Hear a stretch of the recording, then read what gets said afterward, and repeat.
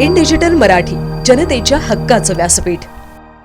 उल्हासनगर शहरात वाढत्या गुटखा आणि अंमली पदार्थांच्या विक्रीमुळे तरुण पिढी नशेच्या आहारी जात असल्याची गंभीर बाब समोर येत आहे। या पार्श्वभूमीवर पोलीस उपायुक्त सचिन गोरे यांच्या मार्गदर्शनाखाली विठ्ठलवाडी पोलिसांनी मोठी धडक कारवाई करत गुटखा आणि अंमली पदार्थ विक्रेत्यांमध्ये खळबळ उडवून दिली आहे। विठ्ठलवाडी पोलिसांनी विनस चौक परिसरातील विविध पान टपऱ्यांवर अचानक छापेमारी केली। या कारवाई दरम्यान पोलिसांनी गुटखा, सुगंधित तंबाखू तसेच अंमली पदार्थांची तपासणी करत अनेक संशयित विक्रेत्यांची चौकशी केली। पोलिसांच्या या धडक मोहिमेमुळे परिसरात अवैध धंदे करणाऱ्यांमध्ये भीतीचे वातावरण निर्माण झाले आहे।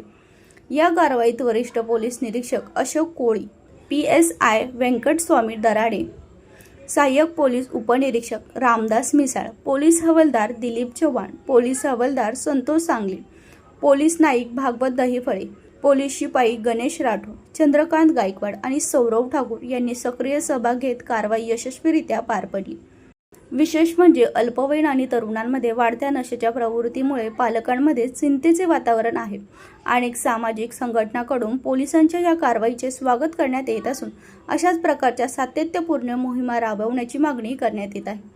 विठ्ठलवाडी पोलिसांनी यापुढेही गुटखा आणि अंमली पदार्थ विक्रेत्यांविरोधात कठोर कारवाई सुरू राहणार असल्याचा इशारा दिला आहे। शहरातील अवैध नशांच्या कारोबारावर आळा घालण्यासाठी पोलीस प्रशासन अधिक सतर्क झाल्याचे या कारवाईत स्पष्ट झाले आहे।